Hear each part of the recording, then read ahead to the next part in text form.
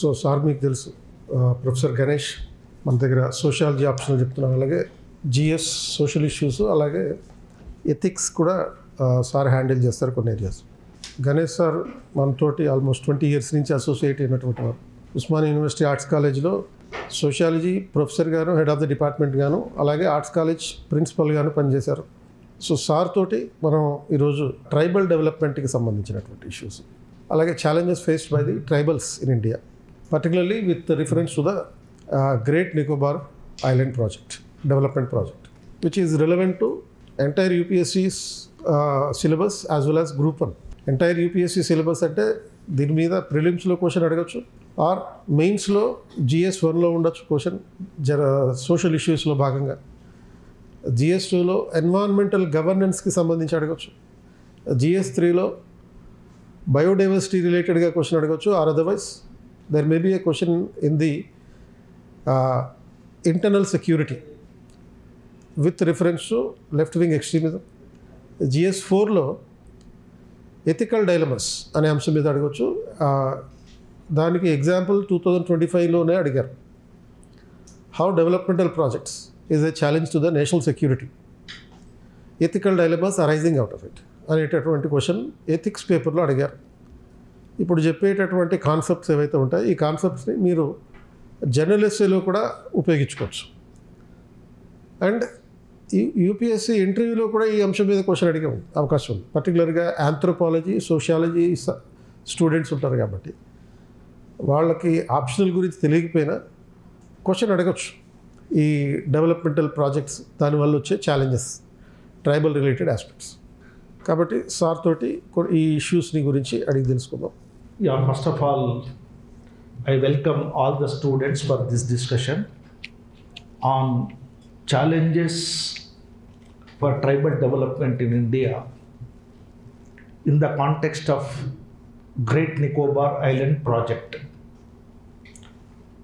First of all, I appreciate my good friend Krishna Pradeep for identifying the most relevant topic for UPSC exam.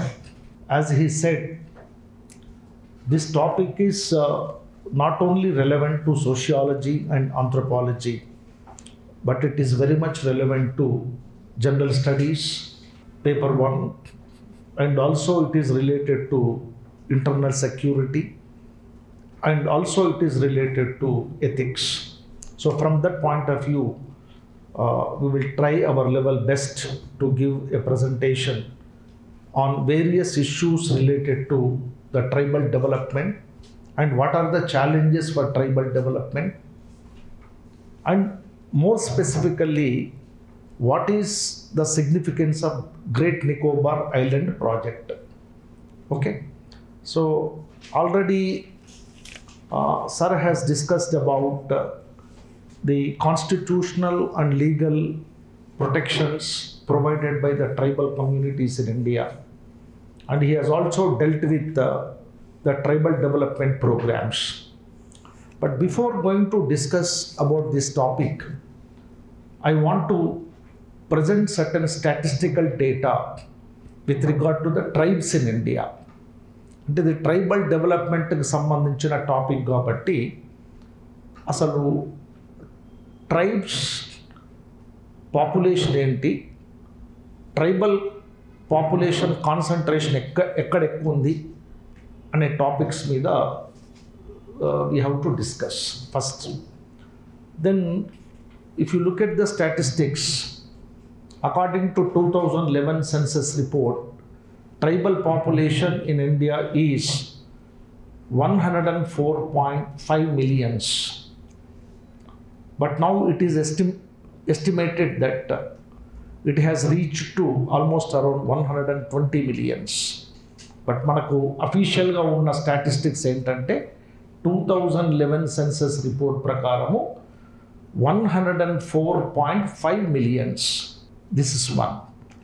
So if we take this population into consideration, tribal population in the country is 8.6% of the total population. The mottam janabalo tribal population anedi 8.6%. Then anthropological survey of India అదేవిధంగా constitutional provisions ప్రకారము around 705 tribes are officially recognized as scheduled tribes in India. 705 ట్రైబ్స్ని అధికారికంగా గుర్తించడం జరిగింది. Then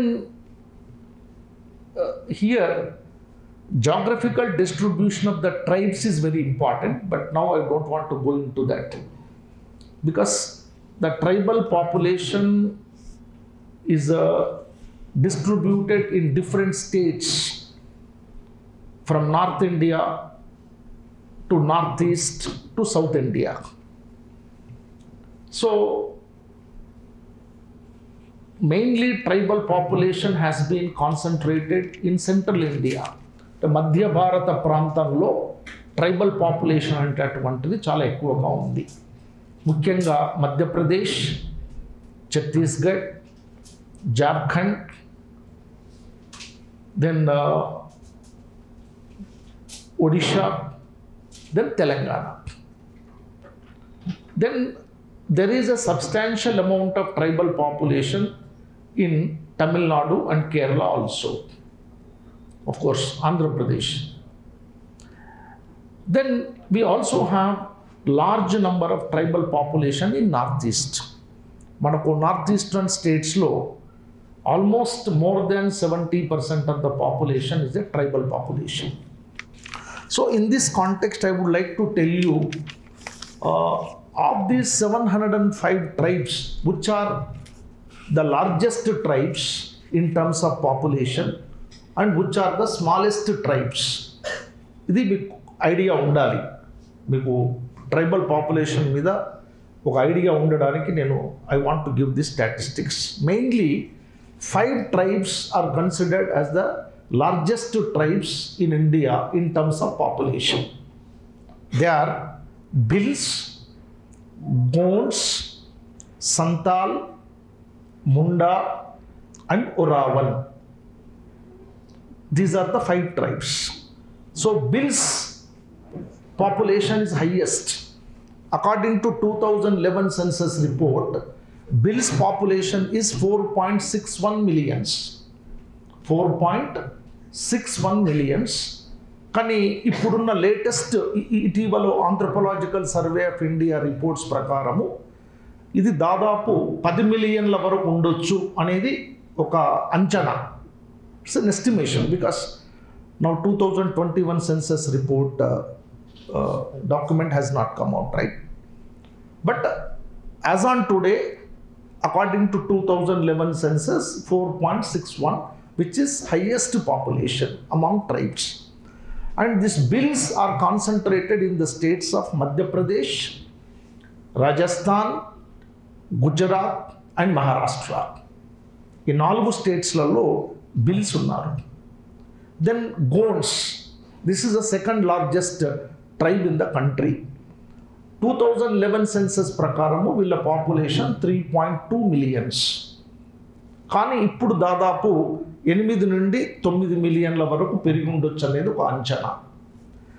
ఈ tribe ప్రధానంగా Madhya Pradesh, Chhattisgarh, Maharashtra and Telangana ఈ 4 రాష్ట్రాలలో స్ప్రెడ్ అయి ఉంది. Then third largest tribe is Santal. ఈ Santal population is around 3 millions. And Santals are mainly concentrated in the states of Jharkhand, West Bengal and Odisha. ఈ 3 స్టేట్లలో ఉన్నారు. Jharkhand, west Bengal and Odisha.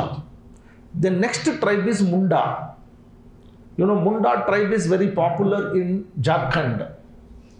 So, Munda population is around 2.5 millions. And వీళ్ళు జార్ఖండ్లో ఎక్కువ population ఉంది, but they are also visible in Odisha and West Bengal. The next one is Oraon. Oraon వీళ్ళ population around 2 millions ఉంది. ఇందులో ఈ ట్రైబ్ ప్రధానంగా బీహార్, జార్ఖండ్, ఛత్తీస్గఢ్ అండ్ ఒడిషా ఈ రాష్ట్రాలలో స్ప్రెడ్ అయ్యింది. So these are the 5 major tribes in India whose population is in millions. But there are certain smallest tribes whose population is in just 2 digits. And let me briefly give you about this. The tribes which are concentrated in Andaman and Nicobar Islands, they are the smallest tribes. For example, take Great Andamanis. The Great Andamanis, they are in Andaman Island. Okay, so their population is just 52 individuals. This is according to 2011 census report. అంటే ఈ tribal communities అనేవి ఎప్పుడైనా అంతరించిపోవచ్చు. The tribes which are in the process of extinction, అంటే ఒక అంతరించిపోయే ప్రమాదం ఉన్నటువంటి ట్రైబ్స్లలో ఈ ట్రైబ్స్ వస్తాయి. So great Andamanese population is just 52. So government of India has taken up a project to protect them. Then Onges population is 101 Onge population. Then another one, Jarawa population was 380 according to 2011 census report. కానీ ఇటీవల జరిగిన research studies ప్రకారము జారవా population దాదాపు 20 వరకు తగ్గిపోయింది అనేటటువంటిది అంచనాలు. అంటే జారవా అనేది ఏ మూమెంట్లోనైనా కూడా అంతరించిపోవచ్చు. This is about Jarawas. Then Sentinelese వీళ్ళ పాపులేషన్ ఇప్పుడు జస్ట్ 15 అంటే these tribes are in the process of extinction. ఇకపోతే మనకు నికోబార్ ఐలాండ్స్లో ప్రధానంగా 2 ట్రైబ్స్ ఉన్నారు. ఒకటి నికోబారీస్. జనరల్లీ ఈ నికోబారీ ఐలాండ్లో మనకు 29,100 పాపులేషన్ ఉన్నట్టు 2011 సెన్సస్ రిపోర్ట్ ప్రకారం ఉంది. Then another tribe is Shompen. ఈ షాంపీన్ అనేటువంటి ట్రైబ్ సెమీ నోమాడిక్ ట్రైబ్. ఈ పాపులేషన్ 200 నుంచి 300 మధ్య ఉన్నట్టుగా 2011 సెన్సస్ రిపోర్ట్ చెప్తున్నాయి. Around 200 to 300. So this is about the tribal population in India. So now actually the discussion is with regard to the challenges for tribal development. So ఇక్కడ ఒక aspect ఏంటంటే కొన్ని tribes జనాభా పెరిగిపోతుంది, కొంతమంది జనాభా తగ్గిపోతుంది. సో దీనికి ఏమైనా సోషలాజికల్ ఫ్యాక్టర్స్ ఉంటాయంట? యా, అంటే చాలా వరకు ట్రైబల్ పాపులేషన్ తగ్గడానికి ఒక కారణం ఏంటంటే ఇటీవల జరిగిన స్టడీస్ ప్రకారము the cultural contact between the tribal and non tribal population resulted into several social, economic and health hazards. వీటి వల్ల ఇప్పుడు ఫర్ ఎగ్జాంపుల్ మనం హిమాచల్ ప్రదేశ్లో తీసుకుంటే హిమాచల్ బచావ్ ఆందోళన ఒకటి వచ్చింది. This is against tourism. మీకు టూరిజం అనేటటువంటిది ఎక్కడైతే ఎక్కువగా పెరిగిందో అక్కడ నాన్ ట్రైబల్ పాపులేషన్తో కాంటాక్ట్స్ వల్ల వివిధ రకాలైనటువంటి డిసీజెస్ అనేటటువంటిది ట్రైబల్ కమ్యూనిటీస్లోకి ఎంటర్ కావడం, వాటిని ఎదుర్కొనేటటువంటి జెనెటిక్ రెసిస్టెన్స్ పవర్ ట్రైబల్స్లో లేకపోవడం వల్ల mortality rate has increased very much. This is actually the reason for objecting development project in Greater. Yes, and in this context Krishna Pradeep garu nenu oka sociological ga oka 2 points nenu cheptanu nenu for the sake of students. మనకు tribal development అన్నప్పుడు హిస్టారికల్గా మనకు 3 types of policies అనేటువంటి మనకు కనబడతాయి.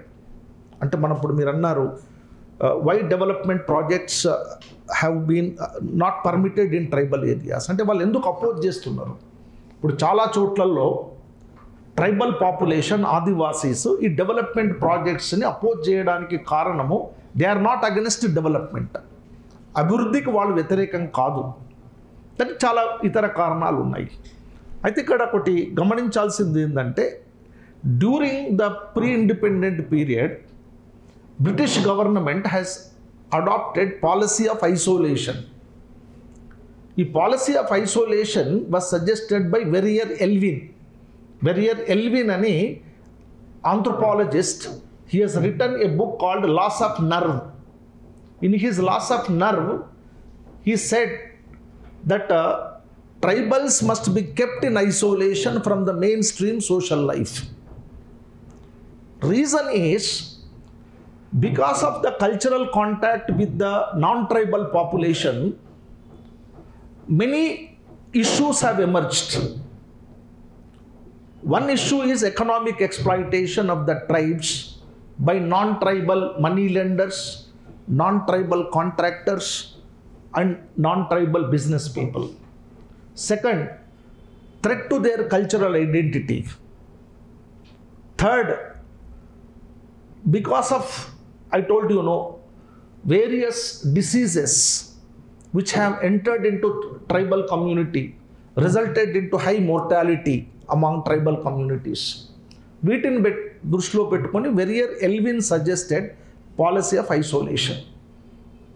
And even after independence, government has followed this policy of isolation. Even Verrier Elvin suggested that there must be a national parks.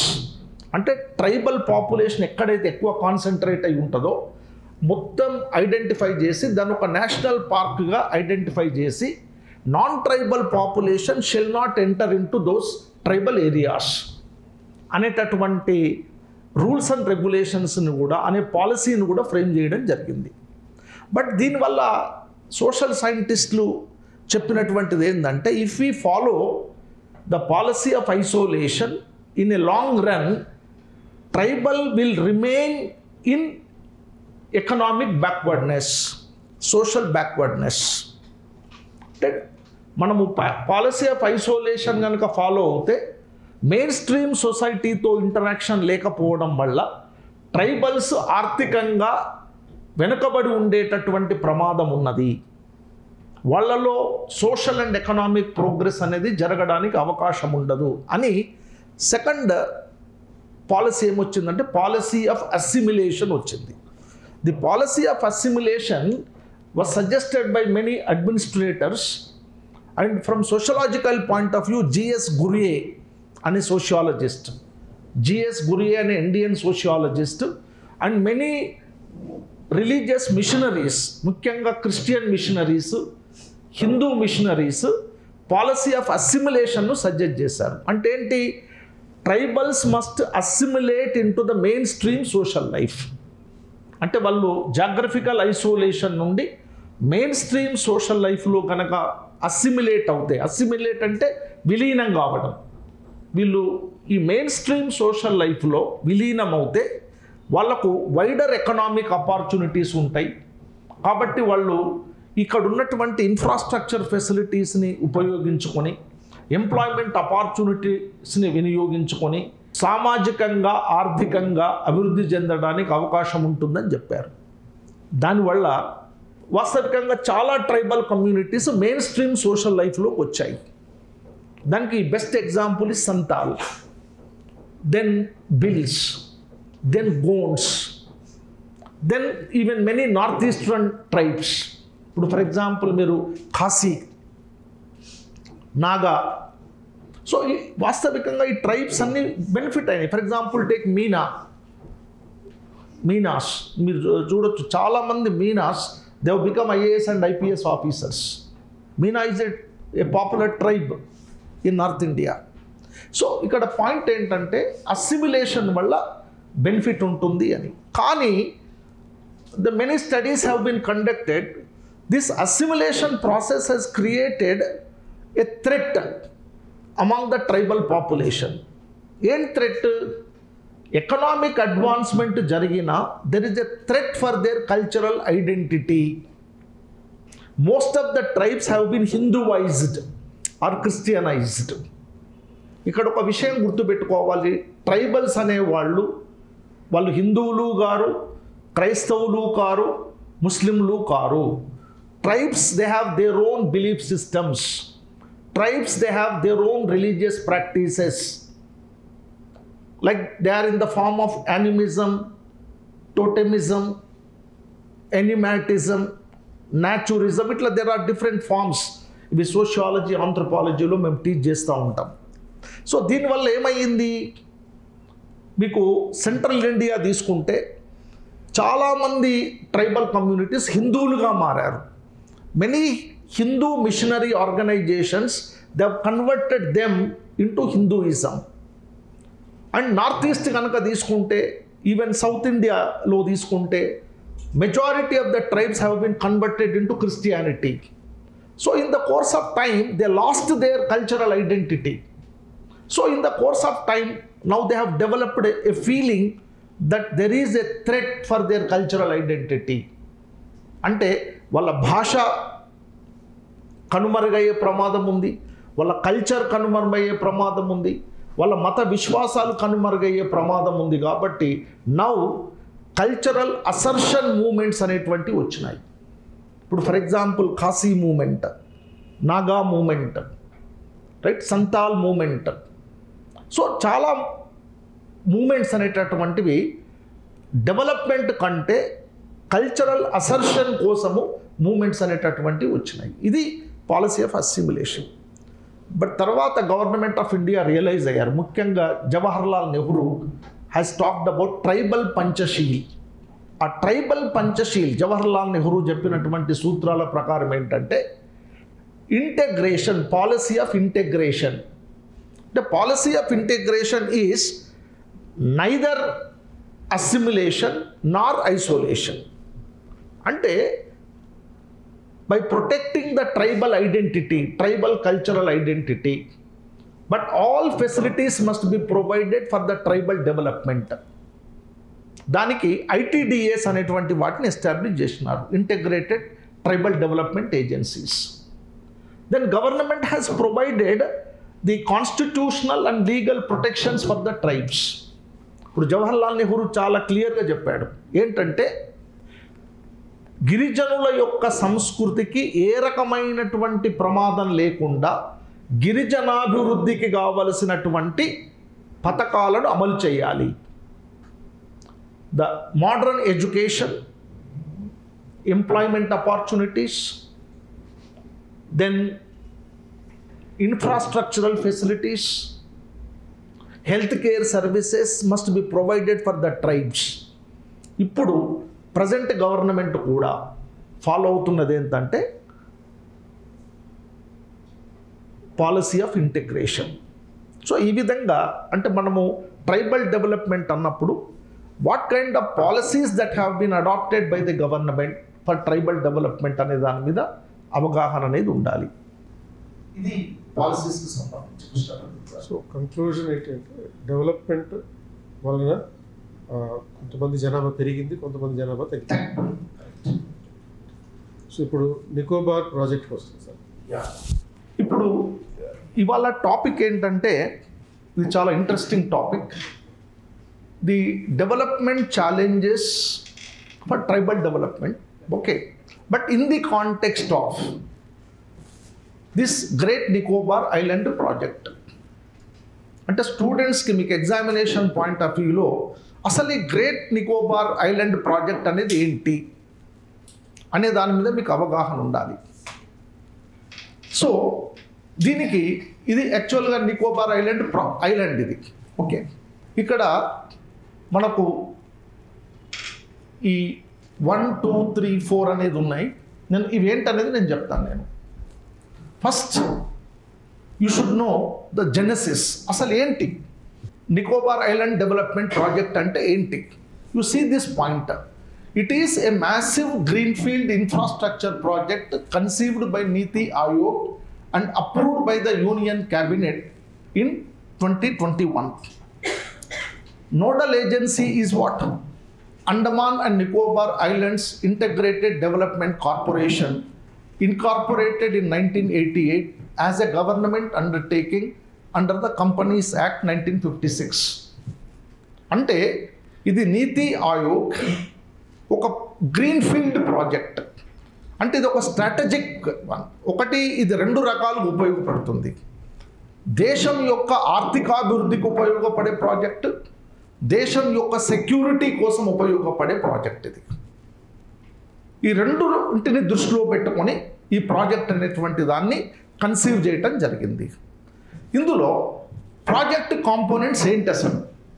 ఈ great Nicobar island ప్రాజెక్ట్లో ఉన్న components ఏంటంటే, ఒక component international transshipment port, that is called Galathea Bay అని ఒక place. అది Galathea Bay అనే ప్లేస్లో international transshipment port, a deep sea port to be developed at Galati Bay on the island's southern coast.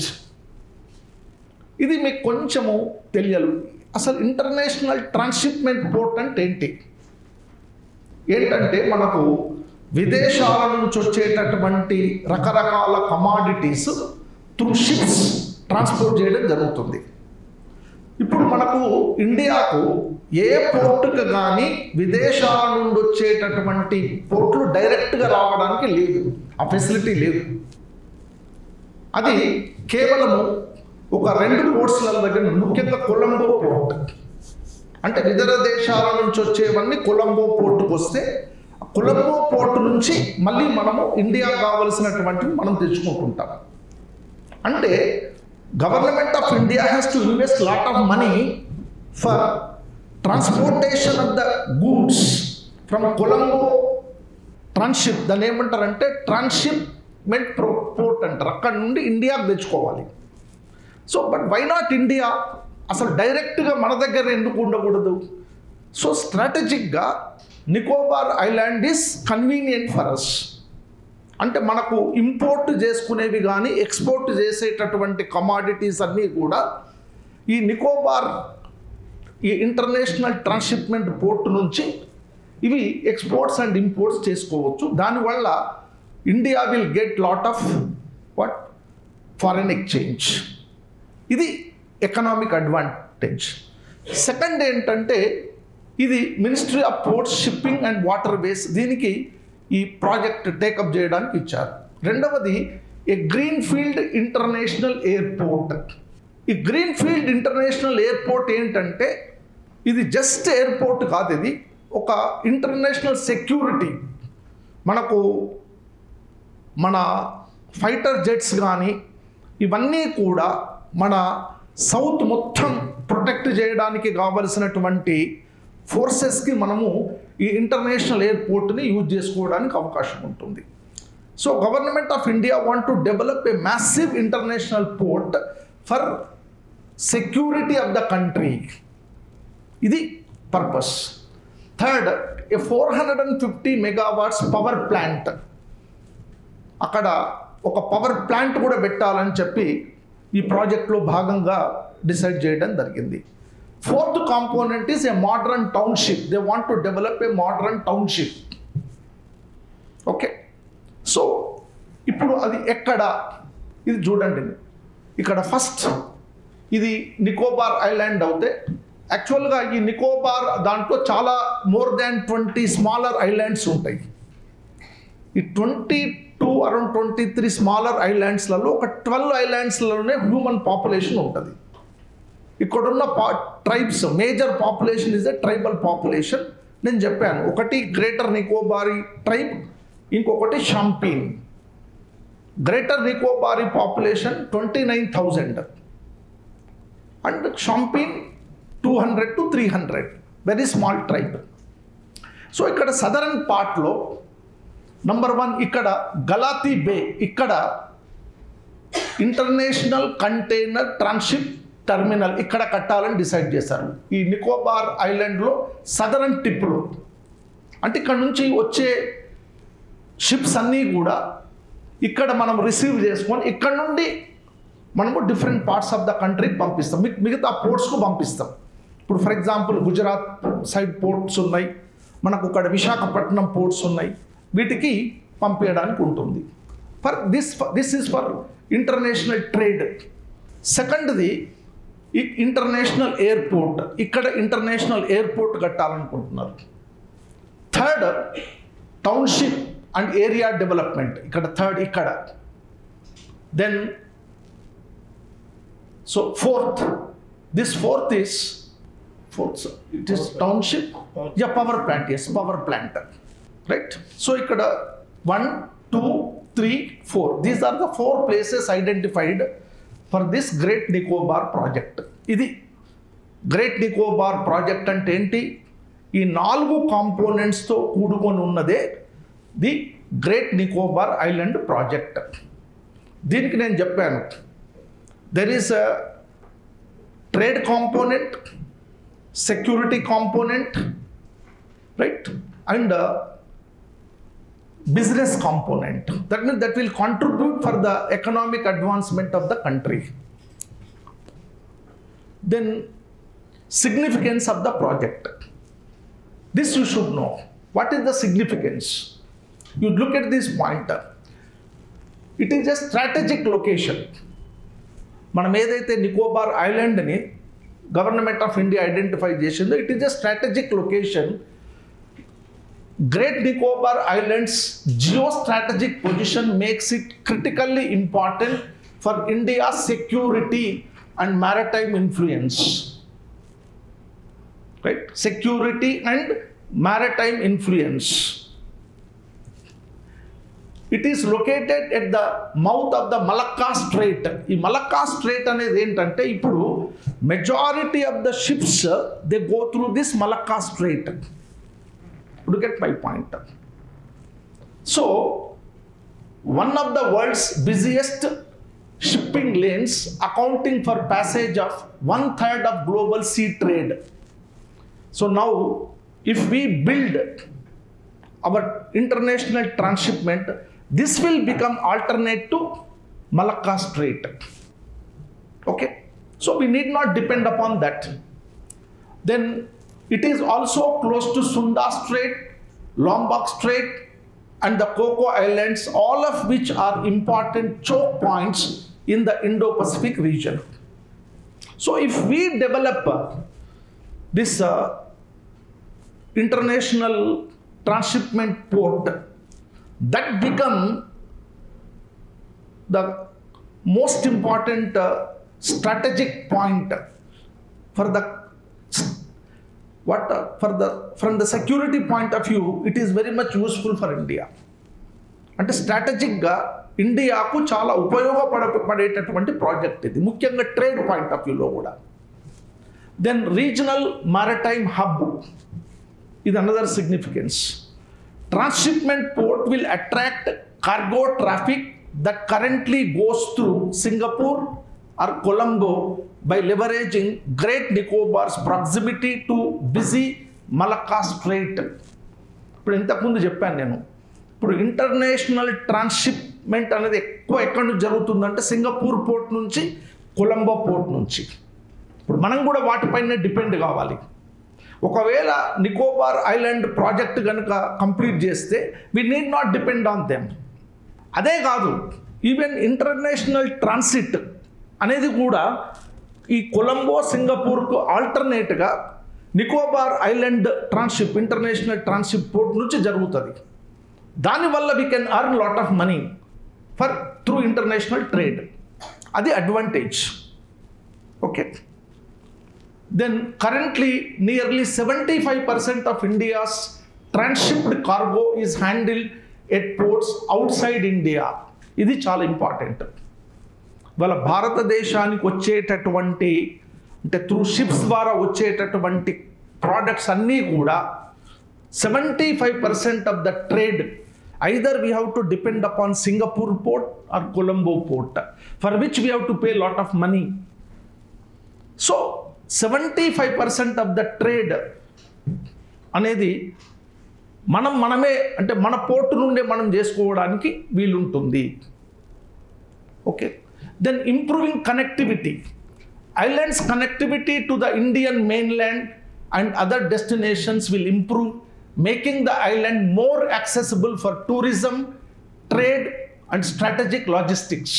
This is another advantage. ఇప్పుడు Andaman and Nicobar islands are isolated. ఇప్పుడు ఈ isolated ప్రాజెక్ట్స్ని అంటే ఐలాండ్స్ని ఈ ప్రాజెక్టు ద్వారా మనము కనెక్ట్ చేయడానికి ఉంటుంది. అంటే ఒక ట్రాన్స్పోర్ట్ కనెక్టివిటీ అనేది నికోబార్ ఐలాండ్కి మెయిన్ల్యాండ్ ఇండియాకు కనెక్టివిటీ పెరుగుతుంది కాబట్టి దానివల్ల టూరిజం పెరుగుతుంది, ట్రేడ్ పెరుగుతుంది అండ్ స్ట్రాటజిక్ లాజిస్టిక్స్ పెరుగుతాయి అక్కడ. This is the advantage. Okay, then defence. By developing a naval capable deep water port and airfield on Great Nicobar, the project will bolster the existing tri-services military command in the Andaman and Nicobar Islands. నేను ఇంతకుముందే చెప్పాను, ఒక international airport అంటే అక్కడ మన tri service forces అనేటటువంటివి అక్కడ locate చేయడానికి మనకు అవకాశం ఉంటుంది. Through that, they can well protect the mainland India. The whole southern part of the India can be well protected through that international airport by మన ఫోర్సెస్ని అక్కడ లొకేట్ చేయడం ద్వారా ఒక సెక్యూరిటీ అనేటువంటిది ఇంకా చాలా పటిష్టంగా ఉండడానికి అవకాశం ఉంటుంది. దట్ ఈస్ డిఫెన్స్ పర్పస్లో. So the project will allow India to station ships, aircraft and drones closer to the strategic crossroads of the eastern Indian Ocean to monitor critical sea lanes and enhance India's security sphere in the region. అంటే నేను ఇంతకుముందే చెప్పాను, అంటే ఒక ఈ Nicobar island project కనుక సక్సెస్ఫుల్గా చేయగలిగితే మనకు ట్రేడ్ పాయింట్ ఆఫ్ వ్యూలో కానీ సెక్యూరిటీ పాయింట్ ఆఫ్ వ్యూలో కానీ చాలా అవకాశాలు ఉండే అవకాశం ఉంది. Okay, this is then economic growth and regional development. Transshipment port will accrue significant benefits such as forex savings. అంటే ఇంతకుముందే చెప్పాను, ఇంటర్నేషనల్ ట్రాన్స్షిప్మెంట్ పోర్ట్ మనకే ఉండడం వల్ల 75% ఆఫ్ ద ట్రేడ్కి మనం పే చేసేటటువంటి ఫారెన్ ఎక్స్చేంజ్ అనేది మనకు మిగులుతుంది. So forex savings, then foreign direct investment and other countries also make use of this international transship port. Instead of going to Singapore or Colombo, we become the central point. So that foreign direct investment will also increase. Then increased economic activity at other Indian ports, enhanced logistics infrastructure, etc. All these are the economic advantages for the country. So these points are very important. Then let me quickly go through ecological, social and geological concerns. Okay, this project is good, it is advantageous, but there are certain concerns. Then what are those concerns? That means what is its impact? You see these points, the tribal rights. Actually Krishna Pradeep garu ade annaru, దీని impact ఏంటి, ఏ విధంగా ఉండబోతుంది అనేది discuss చేయాలని చెప్పి మీరు అడిగారు. ఇక్కడ నేను చెప్పాను, Andaman and Nicobar island is inhabited by tribal population. ఇంకొకటి, ఈ ట్రైబ్స్ అనేవి ఏంటి, particularly vulnerable tribes. Do get my point? Why they are called particularly vulnerable tribes? PVTs అంటారు, PVTGs, particularly vulnerable tribal groups, because their population is very small.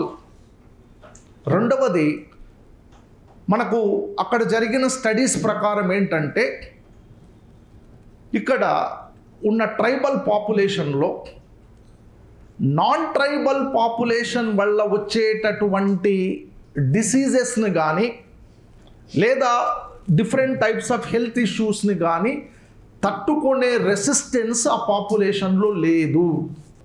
అందువల్ల ఇప్పుడు government of India చాలా కేర్ఫుల్గా ఆ ఉన్న కొద్ది మందిని కాపాడుతుంది. ఎందుకంటే that is part of our cultural heritage. మనము కల్చరల్ హెరిటేజ్ అంటుంటాం కదా, కల్చరల్ హెరిటేజ్లో tribes are very important part of our cultural heritage. మరి ఇప్పుడు జారవా కానీ, అండమానీస్ కానీ, షాంపీన్ కానీ, సెంట్రలెసిస్ కానీ వీళ్ళు కనుమరుగయ్యేటటువంటి ప్రమాదం ఉంది. At any moment they may disappear. So it is a great loss for our cultural heritage. So that is why very carefully government of India is trying to protect them. Okay, so you look at these points, there are concerns that project will negatively impact the tribes of Great Nicobar Island, Champeen, especially Champeen. There is a threat for the Champeen. ఎందుకంటే మీకు ఇంతకు ముందు నేను ఆ map చూపించాను. The southern part, mostly southern పార్ట్లోనే ఈ 4 ప్రాజెక్టులు వస్తున్నాయి. But mostly the southern part is inhabited by a tribe called Champeen, that is a particularly vulnerable tribal group, and Nicobaris.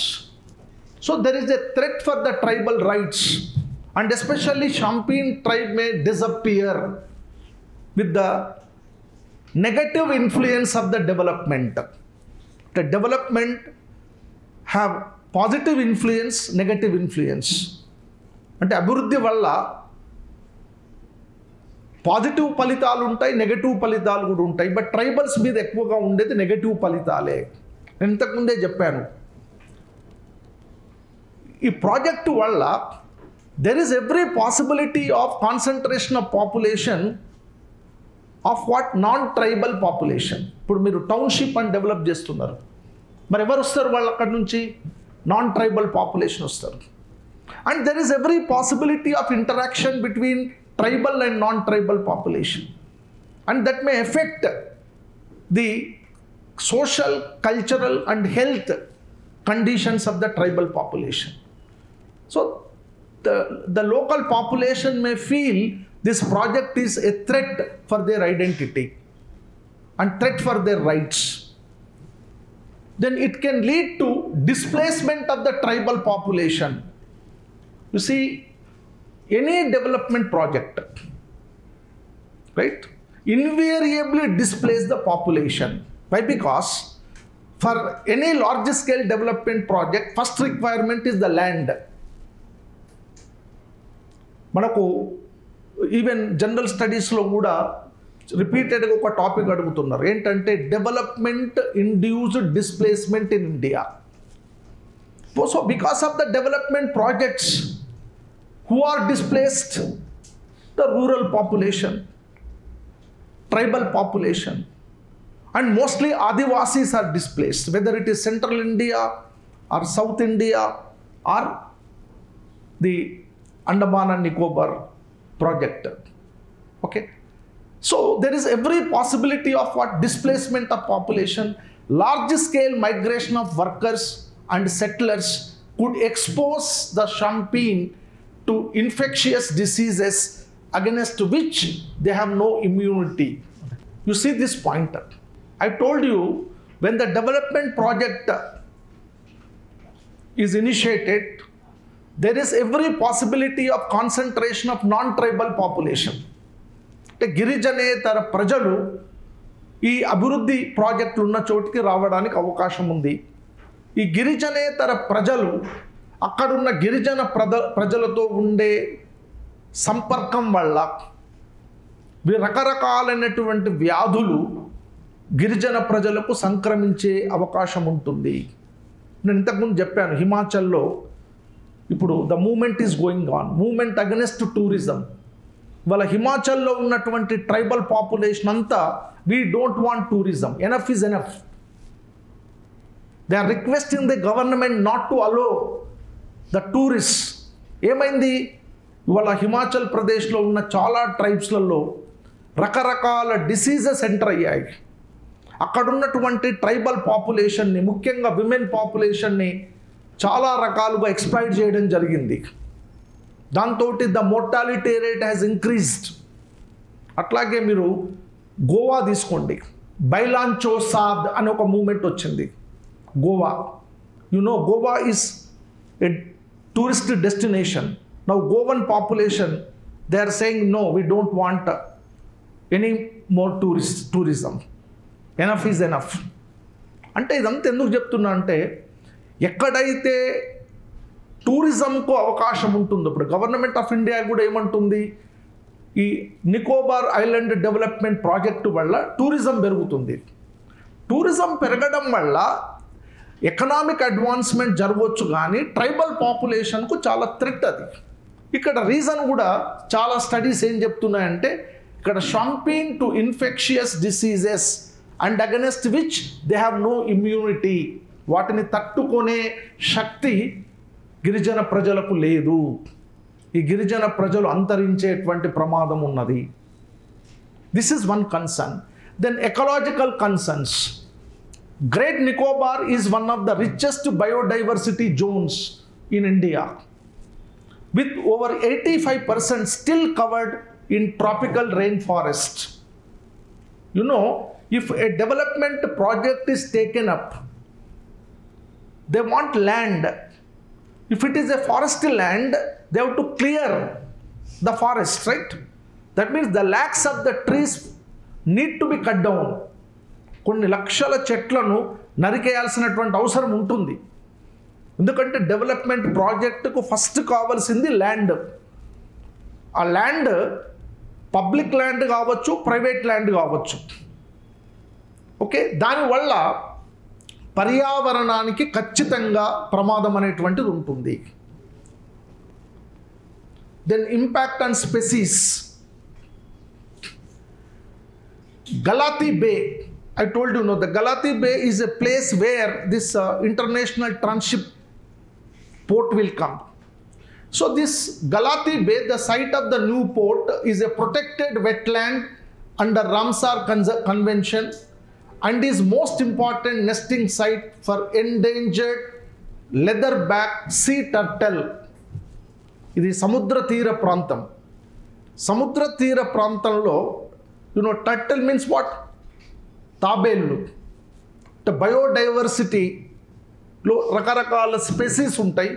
ఒక పర్టికులర్ కైండ్ ఆఫ్ దాన్ని ఏమంటారంటే లెదర్ బ్యాక్ సీ టర్టిల్ అనేటువంటి ఒక particular kind of turtle.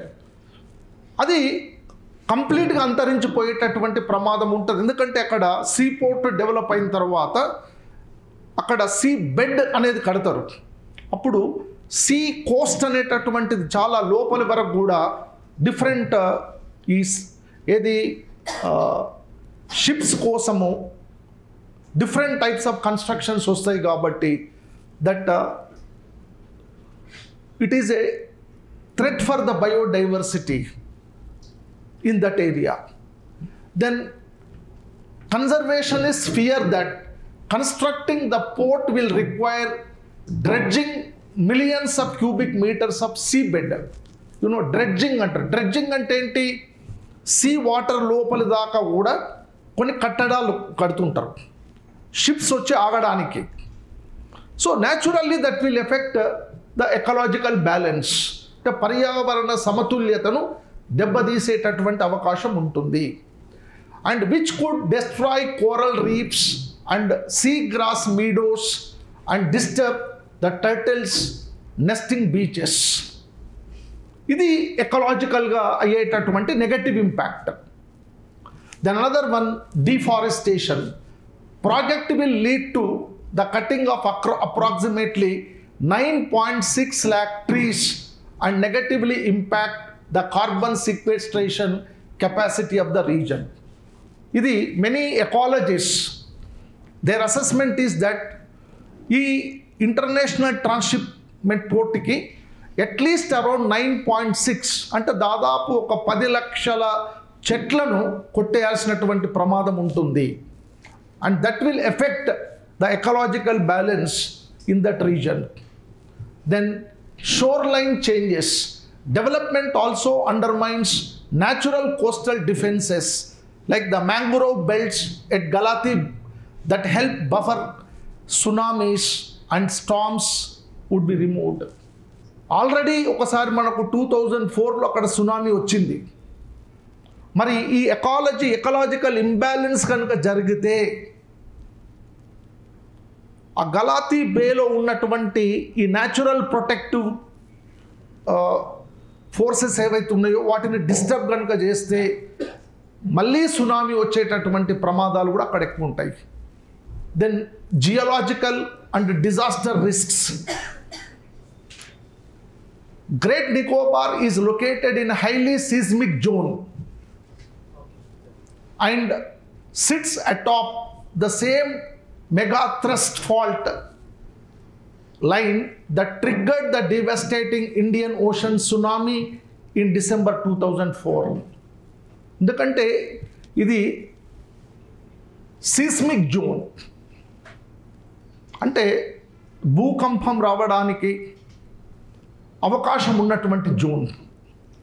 కాబట్టి ఇంతకుముందు already మనము 2004లో సునామీని మనము experience చేసినాము. సో ఇవన్నీ కూడా ఒక నెగటివ్ ఇంపాక్ట్ ఉండే అవకాశం ఉంది. అంటే పాజిటివ్ ఇంపాక్ట్ నేను ఎక్స్ప్లెయిన్ చేసినాను, నెగటివ్ ఇంపాక్ట్ కూడా ఎక్స్ప్లెయిన్ చేసినాను. ఇది ద గ్రేట్ నికోబార్ ప్రాజెక్ట్ వల్ల వచ్చేటటువంటి ప్రమాదము. దీంట్లో ఎక్కువగా నష్టపోయేది ఎవరు? ట్రైబల్స్. ఇది ట్రైబల్ పాపులేషన్ మీద ఉండబోయే ఇంపాక్ట్ ఈ ప్రాజెక్ట్ వల్ల. So this is about. So ఇక్కడ సార్ చెప్పిన విషయాల్లో పాజిటివ్ ఆస్పెక్ట్స్ ఉన్నాయి, నెగిటివ్ ఆస్పెక్ట్స్ ఉన్నాయి ఈ డెవలప్మెంట్ ప్రాజెక్ట్ వల్ల. మంచి ఏంటి అంటే హంబన్టోటా పోర్ట్ ఏదైతే ఉందో శ్రీలంకలో కొలంబో దగ్గర, అది మొత్తం చైనా కంట్రోల్లో ఉంది. సో చైనాకి బెనిఫిట్, ఇది కొలంబో పోర్ట్ కారణంగా చైనాకి బెనిఫిట్, సెక్యూరిటీ ఛాలెంజ్ కూడా. సో ఆ హంబన్టోటా బదులుగా ఇక్కడ ప్రాజెక్ట్ డెవలప్మెంట్ చేసుకుంటే ఒక స్ట్రాటజిక్ బెనిఫిట్ అనేది ఉంటుంది. రెండవది సెక్యూరిటీ అండ్ ఎకాలజీ, ఈ రెండిట్లో ఏది ఇంపార్టెంట్ అంటే అనేది ఒక ఇష్యూ. మరో అంశం హ్యూమన్ రైట్స్, అంటే tribal rights versus state interest. దేశ ప్రయోజనాలు ముఖ్యమా, గిరిజన మానవ హక్కులు ఇంపార్టెంటా? అండ్ నాలుగవది scientific elements related uncertainty in relation to precaution. So ఇన్ని రకాల డైమెన్షన్స్ ఉన్నాయి ఇందులో. అంటే నేషనల్ సెక్యూరిటీ కోసం మరి దీన్ని డెవలప్మెంట్ చేయకుండా వదిలేద్దామా, అండ్ హ్యూమన్ రైట్స్ కోసం ఈ డెవలప్మెంట్ ప్రాజెక్ట్ని టేకప్ చేయకుండా ఉండాలా అనేది దేశంలో ప్రస్తుతం జరుగుతున్నటువంటి చర్చ. కాబట్టి గవర్నమెంట్ ఈ విషయంలో ఇంకా ట్రాన్స్పరెంట్గా ఉండి అకౌంటబిలిటీ మెయింటైన్ చేయాలి. అండ్ అంటే ఇందులో ఉన్నటువంటి ఛాలెంజెస్, ఇష్యూస్ ఏవైతే ఉన్నాయో, ఇప్పుడు సుమారుగా 9,60,000 చెట్లు నరికేయాలి. దాంతో వచ్చేటటువంటి బయోడైవర్సిటీ ఇష్యూస్. ఆ బయోడైవర్సిటీ ఇష్యూస్లో ప్రధానంగా లెదర్ బ్యాక్ టర్టిల్స్కి వచ్చేటటువంటి ప్రాబ్లం, దానివల్ల ఈ ట్రైబల్ సర్వైవల్కి వచ్చే ప్రాబ్లం, అలాగే గిరిజనుల ఆరోగ్యం దెబ్బతినేటటువంటి సమస్య. అందులో ఉన్నది 200-300 మందే కదా, ఇగ్నోర్ చేసేయడం జరగాల, లేకపోతే మరి డెవలప్మెంట్ టేకప్ చేయాలా వద్దా, ఇన్ని రకాల డైమెన్షన్స్ ఉన్నాయి. అంతేకాకుండా ఇప్పుడు సపోజ్ వీళ్ళు ఈ ట్రైబల్ పాపులేషన్, షాంపేన్ ట్రైబల్స్ కానీ లేకపోతే నికోబారీస్ కానీ ఆ జాగ్రఫికల్ లొకేషన్కి అలవాటు పడినటువంటి మనుషులు, వీళ్ళని డిస్ప్లేస్మెంట్ చేయడం జరగాలి. ఇప్పుడు మరి ఇంకొక ప్రపోజల్ ఇది. మరి సార్ ఇప్పుడు డిస్ప్లేస్మెంట్ చేసేస్తే వీళ్ళు డెఫినెట్గా చచ్చిపోయే అవకాశాలు ఉంటాయి. ఇంకొంచెం ముందే వీళ్ళు displacement will result in the disappearance. కాబట్టి దీనికి వే ఫార్వర్డ్ ఏంటి? ఒక వే ఆఫ్ మీడియా ప్రాపర్గా పూర్తిగా ఐసోలేషన్ చేసేయలేదు. ఈ డెవలప్మెంట్ ప్రాజెక్ట్ని ఆపేయలేదు. కంపల్సరీగా ఉండాల్సిందే చైనాని అడ్డుకోవాలంటే. చైనాకి ఆల్మోస్ట్ ఒక 2,000 షిప్పులు ఉన్నాయి, ఈ ఫైటర్ షిప్లు. ఇండియాకి 250 కూడా లేవు. కాబట్టి ఈ ప్రాజెక్ట్ డెవలప్ చేస్తే ఈ షిప్పులు కూడా పెరుగుతాయి. ఇంటర్నల్ సెక్యూరిటీ విషయంలో, ఎక్స్టర్నల్ సెక్యూరిటీ విషయంలో ఇది కంపల్సరీ కావాలి. At the same time isolation అనేది కుదరదు. మీరు అన్నట్టుగా ఇంటిగ్రేషన్ జరగాలి. మరి డిస్ప్లేస్మెంట్ చేస్తే వీళ్ళు బతికే అవకాశాలు లేవు. ఈ సెటిల్మెంట్స్, పర్మనెంట్ సెటిల్మెంట్స్ వస్తాయి, కాలనీస్ ఏర్పడుతున్నాయి. 6,50,000 మంది భవిష్యత్తులో ఇక్కడ వచ్చి సెటిల్ అవుతారు. సంవత్సరానికి 10 లక్షల మంది టూరిస్టులు వస్తారు. ఆన్ అన్ యావరేజ్ 20 లక్షల మంది జనాభా ఉంటారు. ఈ 20 లక్షల మంది జనాభాని తట్టుకొని ఈ హెల్త్ సెన్సిటివ్ ఉన్నటువంటి ఈ షాంపియన్ ట్రైబ్స్ బతకగలుగుతారా? వీళ్ళ ఇంటిగ్రేషన్ ఎట్లా చేయాలి? వీళ్ళని ఎట్లా ప్రొటెక్ట్ చేయాలి? దీనికి ఏమైనా వే ఫార్వర్డ్ ఉంటుందా సార్? అంటే ఇప్పుడు మీరు చెప్పినట్టు ఏ లార్జ్ స్కేల్ డెవలప్మెంట్ ప్రాజెక్ట్ అయినా కూడా, including Nicobar island development project, ఇన్విటబుల్గా జరిగేటటువంటి కాన్సిక్వెన్స్ ఏంటంటే డిస్ప్లేస్మెంట్ ఆఫ్ పాపులేషన్. ఇప్పుడు మనకు ఇండియాలో గత 70 సంవత్సరాలుగా almost around 60 million population displace అయినట్టుగా మనకు అంచనాలు ఉన్నాయి. ఇప్పుడు వాల్టర్ ఫెర్నాండేజ్ అనే ఒక sociologist, he has conducted an empirical study on development induced displacement in India అనే దాని మీద డిఫరెంట్ స్టేట్స్లలో స్టడీ చేశాడు.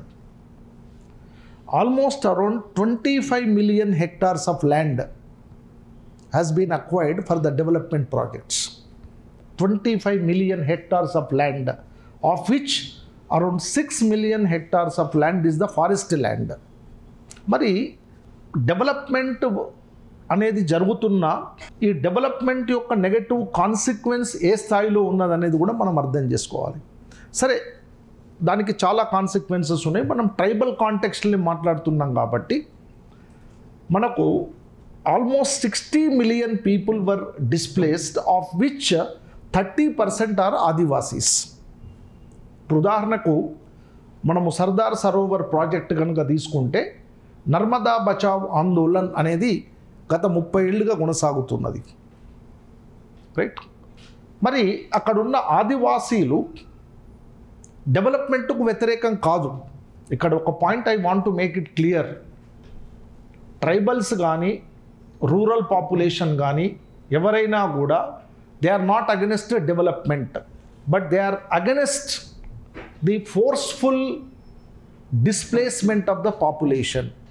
అంటే ప్రజలను బలవంతంగా మరో చోటికి మార్చడం. సరే, ఒకవేళ మార్చిన సందర్భంలో దే డిమాండ్ ఏంది? They are demanding for proper resettlement and rehabilitation measures. మాకు అన్ఫార్చునేట్లీ ఇండియాలో 2013 వరకు కూడా we did not have the proper resettlement and rehabilitation policy. మీరు యాక్ట్ కూడా చూడండి, 2011లోనే మనకు రీహాబిలిటేషన్ అండ్ రీసెటిల్మెంట్ పాలసీ అనేటువంటిది వచ్చింది. మనకేది ల్యాండ్ అక్విజిషన్ యాక్ట్ ఆఫ్ 1894, నేను చాలా అథెంటిక్గా చెప్తున్నాను. Land Acquisition Act 1894 was initiated by the colonial ruling class for their own benefit. The Land Acquisition Act 1894 has continued with certain modifications till 2011. అందులో ఏమంటారు?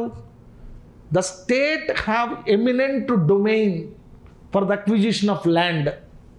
అంటే రాజ్యానికి ఒక నిరపేక్షమైన అబ్సల్యూట్ పవర్ ఉంటుంది. State can acquire the land for public purpose. అంటే ప్రజావసరాల కోసం state అనేది ఏ property అయినా కూడా తీసుకోవచ్చు. But however state has to pay compensation అని చెప్పారు ల్యాండ్ అక్విజిషన్ యాక్ట్లో. But compensation is not the solution. And that compensation, there are several issues with the compensation again. ఇప్పుడు మీరు అన్నట్టు నికోబార్ ఐలాండ్లో ఈ ట్రైబల్స్ అందరినీ కనుక ఇంకో చోట రిహాబిలిటేట్ చేస్తే కాంపెన్సేషన్ పే చేస్తారు. But economic compensation is not the solution for many issues, because those people are living in that area for the past hundreds of years and they have developed their own cultural networks. అంటే వాళ్ళకి అక్కడ ఉన్న ఎన్విరాన్మెంట్తో అనుబంధం ఉంటుంది, అక్కడ ఉన్నటువంటి resources పైన depend అయి ఉంటారు, వాళ్ళు ఒక కల్చరల్ నెట్వర్క్స్ అనేటువంటివి డెవలప్ చేసుకుంటారు. కాబట్టి displacement results into loss of livelihood, loss of cultural networks. అంటే అండ్ అన్నిటికంటే ముఖ్యంగా ఏంటంటే there is lot of psychological impact on the mental psyche of an individual. ఇప్పుడు ఆల్ ఆఫ్ ఏ సడన్ మనము ఇక్కడ నుంచి ఖాళీ చేసి మీరు ఇంకెక్కడికో వెళ్ళిపోవాలి అని అన్నప్పుడు ఒక సైకలాజికల్ షాక్ అనేటువంటిది ఉంటుంది, దాన్ని ఎవరు పూర్తి చేయలేరు. కాబట్టి దీన్నో దృష్టిలో పెట్టుకొని వన్ ఆఫ్ ద ఇంపార్టెంట్ అంటే ఇప్పుడు జనరల్ కాంటెక్స్ట్లో కూడా ఇప్పుడు మీరు అన్నట్టు అండమాన్ నికోబార్ ఐలాండ్ అనే కాదు, దేశంలో ఉన్న ఏ డెవలప్మెంట్ ప్రాజెక్ట్ అయినా కూడా డిస్ప్లేస్మెంట్ అనేటువంటి జరుగుతుంది. అందులో నేను కొన్ని పాయింట్స్ ఇక్కడ ఇచ్చాను యాక్చువల్గా, just for your information sake I want to elaborate with the permission of the chairman. You see, ఇప్పుడు major causes of tribal displacement నేను ఇంతకుముందే చెప్పాను. అదే నికోబార్ ఐలాండ్ ప్రాజెక్ట్ కానీ లేదా పవర్ ప్రాజెక్ట్స్ కానీ ఏవైనా కానీ మీకు for the past 70 years government of India and various corporates they have taken up development projects, and development projects are essential for economic advancement of the country. But now what is happening? Development shall not take place at the cost of the common people. It shall not be at the cost of the livelihood opportunities of the common people. So in this context అంటే కొన్ని విషయాలు నేను చెప్పాలనుకుంటాను. For example take steel projects. ఇప్పుడు Visakha steel plant తీసుకుంటే for Visakha steel plant more than 25,000 acres of land was acquired for Visakha steel plant. Like that there are many power plants, steel plants, mining industries. Each ప్రాజెక్ట్కి 25,000 to 30,000 acres of land has been acquired from the people. And let me tell you, one corporate company in India having 60,000 acres of land, single company owning 60,000 acres of land. And in this country, land is the livelihood for the people. ఇది ప్రధానంగా ఇప్పుడు మీరు constitutional rights అని అంటుంటారు. భూమి అనేది ఒక common మ్యాన్కి జీవనాధారం. You are taking away land means you are snatching away his livelihood opportunity. Okay, so ఈ ఇష్యూస్ని కూడా చాలా జాగ్రత్తగా మనం గమనించాల్సినటువంటి అవసరం ఉంటుంది. రెండోది, మనకు SEZs అనేవి వచ్చినాక, స్పెషల్ ఎకనామిక్ జోన్స్ అనేవి వచ్చినాక, in the name of development projects more than required amount of land has been acquired, and land has been acquired in strategic locations. And all this have a negative impact on the common people. అవసరానికి మించిన భూమిని acquire చేసినారు. ఇక్కడ చాలా issues ఉన్నాయి. నేను ఇంతకు ముందే చెప్పాను, compensation is not according to the market price, registered price అన్నారు. మీకు ఇప్పటికి కూడా యాక్టులో అదే ఉంది. రిజిస్టర్డ్ ప్రైస్ అంటే ఏంటి? ఇప్పుడు ఉదాహరణకు మీరు ఒక గ్రామంలో ల్యాండ్ ఉంటే ఎప్పుడో రిజిస్టర్డ్ ప్రైజు 10,000, 20,000 ఉండి ఉంటుంది. మరి ఇప్పుడు ఆ ల్యాండ్ వాల్యూ 20 లక్షలు, 30 లక్షలు అయ్యి ఉంటుంది. మరి ల్యాండ్ ఇవ్వడం వల్ల మరి ఆ కామన్ పీపుల్కి మరి చాలా నష్టం కదా, ఆర్థికంగా నష్టం కదా. అంటే కాంపెన్సేషన్ ఇష్యూస్ ఉన్నాయి, రీసెటిల్మెంట్ ఇష్యూస్ ఉన్నాయి, రిహాబిలిటేషన్ ఇష్యూస్ ఉన్నాయి. ఇవన్నిటినీ కూడా అడ్రస్ చేయాల్సినటువంటి అవసరం ఉంటుంది. అంటే development projects shall not focus only on development, they should also take care of resettlement and rehabilitation issues. But unfortunately even today the land acquisition act, అదేవిధంగా resettlement and rehabilitation పాలసీలో రీసెటిల్మెంట్కు రీహాబిలిటేషన్కు grants ఎంత allocate చేయాలనే విషయాన్ని చెప్పడం జరగలేదు. ఒక development ప్రాజెక్ట్కి ఏం చేస్తున్నారు? ల్యాండ్ అక్విజిషను, ప్రాజెక్ట్ కాస్ట్ అంతే పెడుతున్నారు. But what about resettlement? What about rehabilitation? That involves lot of cost. So therefore all these issues are very important. And again, even today there is no specific department to deal with the resettlement and rehabilitation issues in the context of development projects. ఇప్పటికీ కూడా ఇప్పుడు 60 మిలియన్ల ప్రజలు displays అయినారు. మరి దానికంటూ ఒక department అనేది ఉండాలి కదా, మరి అది లేదు. అంటే ఇలాంటివి చాలా క్రిటికల్ ఇష్యూస్ ఇవి. వీటిని గురించి మనము డిస్కస్ చేయడం అనేటువంటిది అవసరం. ముఖ్యంగా ఫ్యూచర్ బ్యూరోక్రాట్స్గా ఆ క్రిటికల్ థింకింగ్ అనేటటువంటిది అవసరం. ఓకే, అట్లనే ఇక్కడ చూడండి కాజెస్ లోపు డెవలప్మెంట్ ప్రాజెక్ట్స్. నేను ఇక్కడ ఒక ఎగ్జాంపుల్ ఇచ్చాను. Projects like Sardar Sarovar dam. మీకు for the past 30 years the Adivasis are protesting against Sardar Sarovar project. వాళ్ళ డిమాండ్ ఏంది? They want proper rehabilitation and resettlement, which is not acceptable to the concerned authorities. Similarly, manaku mining projects unnai, infrastructure related projects unnai. I have given some examples. For all these projects, thousands of acres of land has been acquired. Idu oka pedda challenge. Ippudu land acquisition anedi oka challenge avute, మీకు tribal ఏరియాలలో ఉన్న పెద్ద another problem ఏంటంటే conflict. No conflict is forcing the tribal population to migrate. Conflict in the name of what? Left wing extremism. ఇప్పుడు ఇంతకుముందు కృష్ణ ప్రదీప్ గారు చెప్పారు. ఇప్పుడు లెఫ్ట్ వింగ్ ఎక్స్ట్రీమిజం అనేటటువంటిది ట్రైబల్ ఏరియాస్లలోనే ఎక్కువ కాన్సన్ట్రేట్ అయి ఉంది. మీరు ఈ మధ్యలో చూస్తున్నారు government of India now they have decided to eliminate left wing extremism by 2026. Every day మీరు న్యూస్ పేపర్లో చూస్తున్నారు encounters, right? And how the leaders of the Maoist party or killed in encounters. అంటే వైలెన్స్ అనేటువంటిది tribal ఏరియాలలోనే పెరిగింది. దానివల్ల the tribal population are facing problem with the two people. One is they have problem from the left wing extremist, another side with the state, and there is lot of pressure on the tribal population. Then ethnic conflicts. Best example is Manipur, Kuki and Meitei issue. Because of these ethnic conflicts, certain ethnic groups are forced to migrate. అంటే ఇవన్నీ డిస్ప్లేస్మెంట్కి కారణాలు అవుతున్నాయి. And environmental and conservation efforts. ఇప్పుడు wildlife sanctuaries అని వచ్చినాయి. So in the name of wildlife sanctuaries people are forced to displace. Then consequences of displacement. ఇది మనం అనలైజ్ చేయాల్సిన ఇష్యూ. నేను చెప్పాను development project invariably displace the people.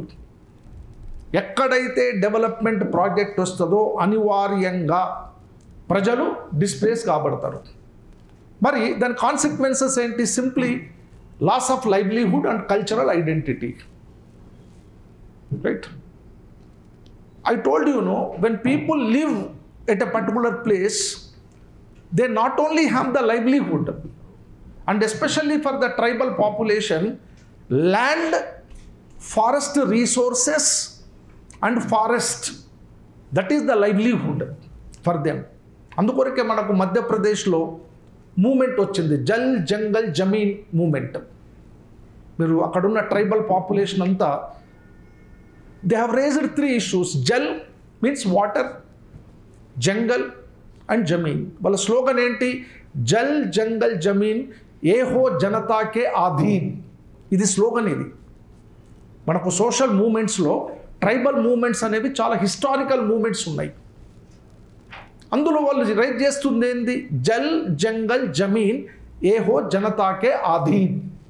అంటే water, forest and భూమి, forest land, ఈ 3 ప్రజల చేతులలో ఉండాలి అని చేస్తూ ఉన్నారు. మరి ఇప్పుడు డెవలప్మెంట్ ప్రాజెక్టుతో మనం ఏం చేస్తున్నాము? ఈ modern development taking away these 3, water పోతుంది, ల్యాండ్ పోతుంది, ఫారెస్ట్ రీసోర్సెస్ పోతున్నాయి. You see there are many projects. మీరు సర్ప్రైజింగ్గా చెప్తున్నాను, కొన్ని చోట్లలో this for corporate companies the water bodies have been allocated. అలాంటి చోట్లలో దానికి నేరుగా ఉన్నటువంటి గ్రామాలలో water is not available for drinking, but water ఏది Coca Cola, Pepsi that is available. ప్రజలకు నీళ్లు కావాలన్నా, కోకా కోలా కావాలన్నా, పెప్సీ కావాలన్నా, it's issue.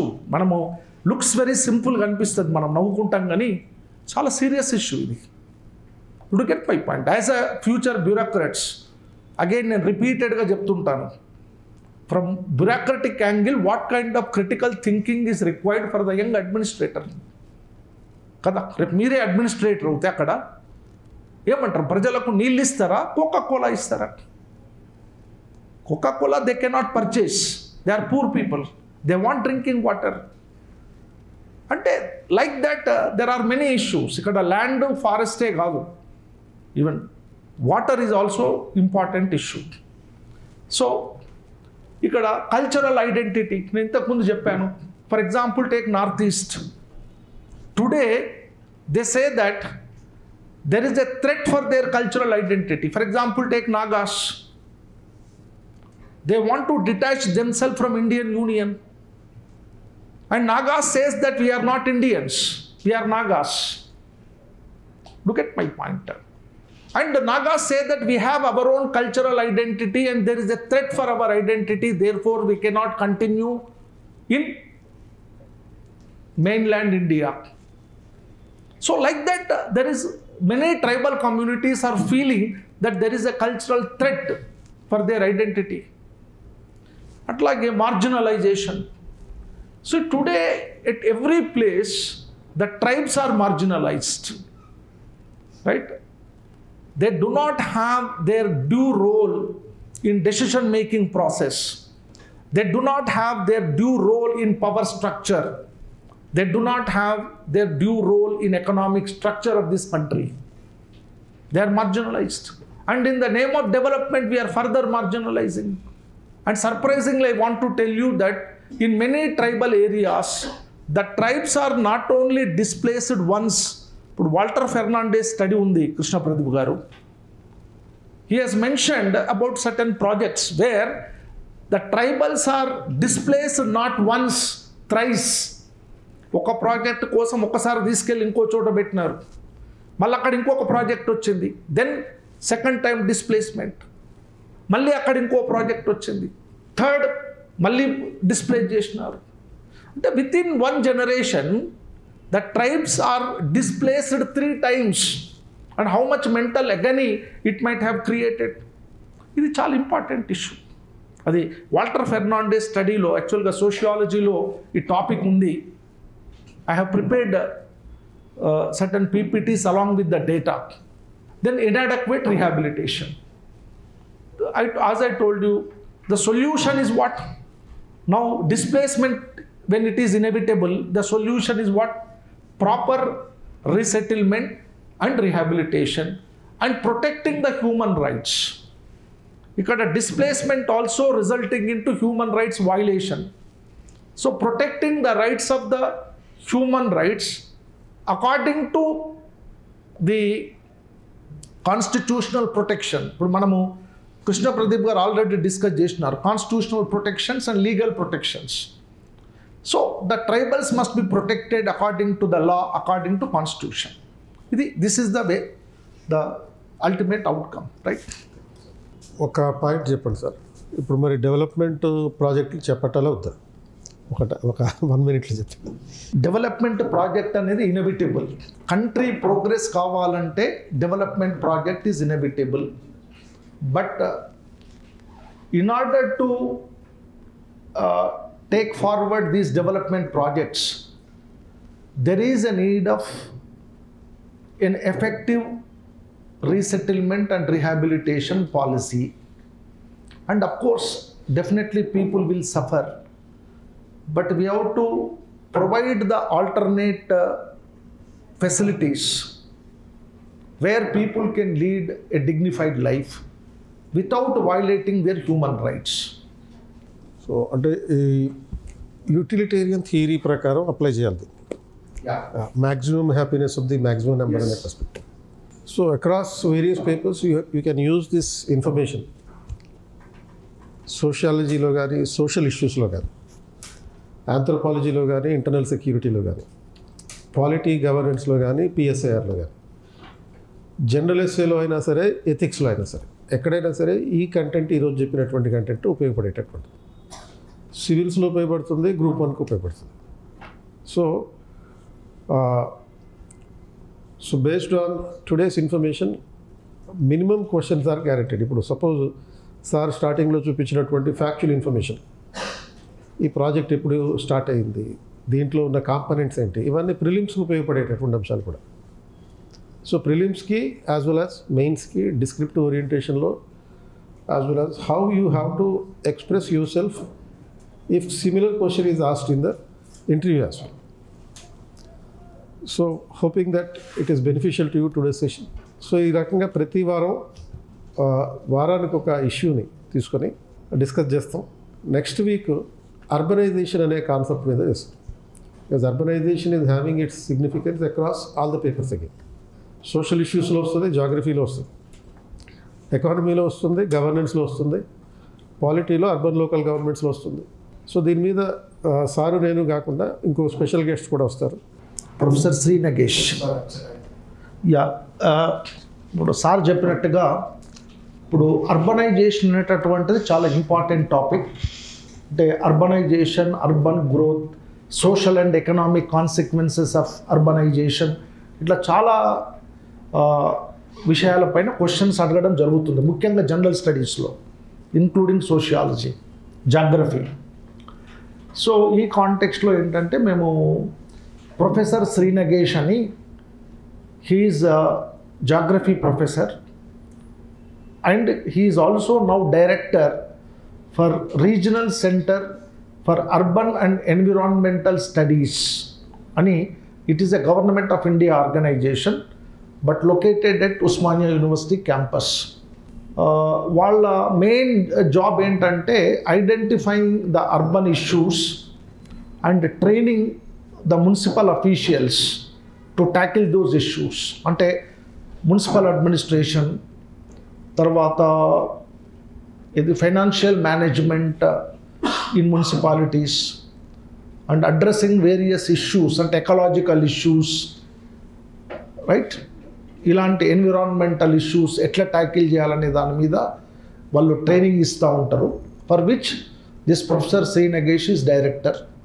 So we are inviting, already I spoke to him, he is willing to come on next Saturday at 10 o'clock. So దీన్ని, ఈ urbanization అనే ఇష్యూని మనము పొలిటికల్ సైన్స్ కాంటెక్స్ట్లో, పబ్లిక్ అడ్మినిస్ట్రేషన్ కాంటెక్స్ట్లో, సోషలాజికల్ కాంటెక్స్ట్లో, జాగ్రఫీ కాంటెక్స్ట్లో చూడాల్సి ఉంటుంది. కాబట్టి ఈ డిఫరెంట్ డైమెన్షన్స్లో అర్బనైజేషన్ అనే టాపిక్ గురించి మీకు జనరల్ స్టడీస్ మెయిన్స్కి, బోత్ ప్రిలిమ్స్కి మెయిన్స్కి ఉపయోగపడేటువంటి విధంగా డిస్కస్ చేయడం జరుగుతుంది. ఇది next Saturday at 10 o'clock. Thank you sir. Okay, thank you very much.